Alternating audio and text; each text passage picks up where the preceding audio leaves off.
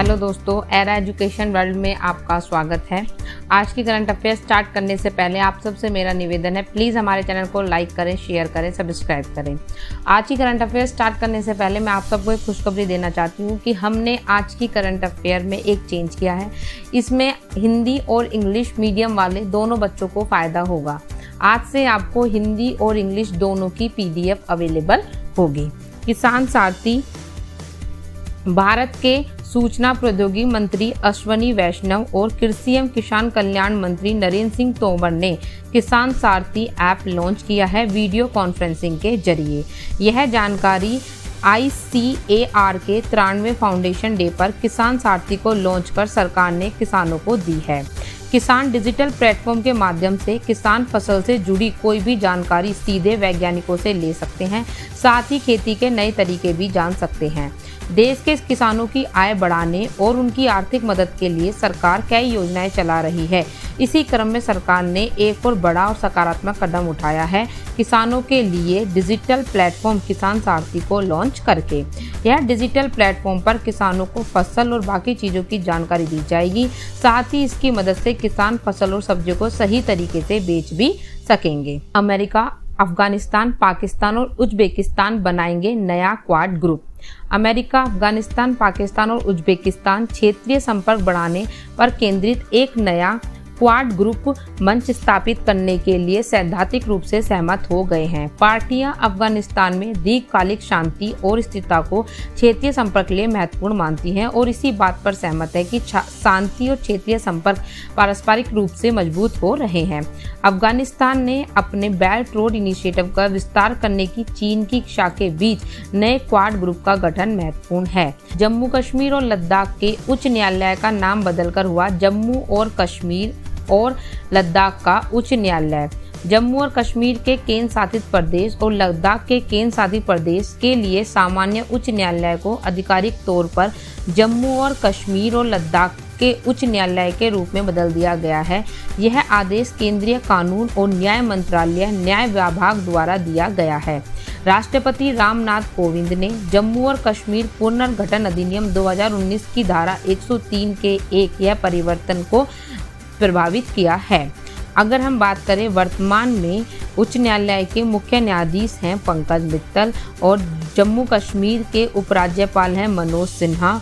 लद्दाख के उपराज्यपाल हैं राधा कृष्ण माथुर। 18 जुलाई को नेल्सन मंडेला अंतर्राष्ट्रीय दिवस मनाया गया। न्यूयॉर्क में 18 जुलाई 2009 को पहला मंडेला दिवस मनाया गया था। 10 नवंबर 2009 को संयुक्त राष्ट्र महासभा ने 18 जुलाई को नेल्सन मंडेला अंतर्राष्ट्रीय दिवस के रूप में मनाने की घोषणा की थी। यह दिन संघर्षों को सुलझाने, मानवाधिकार को बढ़ावा देने, अंतर्राष्ट्रीय लोकतंत्र और सुलह और नस्लीय मुद्दों को संबोधित करने में उनकी सक्रिय भागीदारी के माध्यम से शांति में उनके योगदान को चिन्हित करता है। नेल्सन मंडेला का जन्म 18 जुलाई 1918 को दक्षिण अफ्रीका के ट्रांसकई में नेल्सन रोलीहला मंडेला के रूप में हुआ था। उनकी मां ने नॉन काफी नोसी कैनी और पिता नकोसी मफाकनिस्वा मंडेला थे। नेल्सन मंडेला ने अपना जीवन मानवाधिकारों के लिए लड़ते हुए समर्पित कर दिया था और उनका मानना था कि दुनिया में एक बेहतर जगह बनाने के लिए हर किसी को अपने समुदाय में बदलाव लाने की क्षमता है। वह 1944 में अफ्रीकी राष्ट्रपति कांग्रेस में शामिल हुए जब उन्होंने ANC यूथ लीग बनाने में मदद की थी। नेल्सन मंडेला और फ्रेडरिक विलियम डी क्लार्क को 1993 में संयुक्त रूप से नोबेल शांति पुरस्कार से सम्मानित किया गया था। भारतीय नौसेना को अमेरिका ने सौंपे 2 MH-60R हेलीकॉप्टर, जिनसे समुद्र में भारत की शक्ति बढ़ेगी। अमेरिकी नौसेना ने भारतीय नौसेना को पहले 2 MH-60R मल्टी रोल हेलीकॉप्टर सौंपे हैं। भारतीय नौसेना लॉकहीड मार्टिन द्वारा निर्मित 24 हेलीकॉप्टर को अमेरिकी सरकार से 2.4 बिलियन अमेरिकी डॉलर की अनुमानित लागत से फॉरेन मिलिट्री सेल्स के तहत खरीद रही है। इंडियन नेवी को मिला नया अमेरिकी योद्धा MH-60R की स्पीड 267 किलोमीटर पर आवर है, साथ ही 10,000 किलो तक वजन उठाने में सक्षम है। इजराइल में दूतावास खोलने वाला पहला खाड़ी देश बना है UAE। संयुक्त अरब अमीरात और इजराइल के बीच राजनयिक संबंधों को सामान्य करने के लिए एक समझौते पर हस्ताक्षर करने के लगभग 1 साल बाद यूएई ने इजराइल में दूतावास खोलने वाला पहला खाड़ी देश बन गया है। यह नया दूतावास तेल अवीव स्टॉक एक्सचेंज बिल्डिंग में खोला गया है। इस समारोह में इजराइल के नए राष्ट्रपति इसाक हर्जोग ने भाग लिया। गेको की नई प्रजाति मिली है उड़ीसा में। गेको प्रजाति को पहली बार वर्ष 2014 में उड़ीसा के गंजम जिले में देखा गया था। हेमीफिलोडैक्टाइलस मिनिमस की नई प्रजाति इस वर्ग का सबसे छोटा सदस्य है, जिसके शरीर का आकार 6 सेंटीमीटर से थोड़ा अधिक है। इसे गंजम स्लेंडर गेको भी कहा जाता है। यह इस वर्ग की 7वीं भारतीय प्रजाति है, जो उत्तरी पूर्वी घाट में दूसरी और विश्व स्तर पर 41वीं प्रजाति है। गूगल ने एक एनिमेटेड डूडल के माध्यम से भारत की पहली प्रशिक्षित महिला चिकित्सक डॉक्टर कादम्बिनी गांगुली को उनके 160वें जन्मदिन पर श्रद्धांजलि अर्पित की है।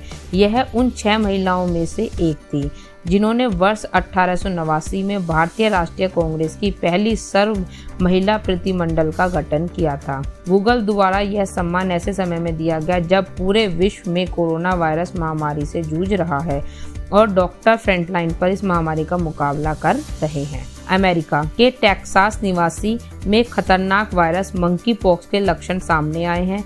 इस व्यक्ति ने हाल ही में अफ्रीका के नाइजीरिया की यात्रा की थी। सीडीसी के अनुसार monkey pox virus small pox virus की फैमिली का ही है, लेकिन यह दुर्बल बीमारी है।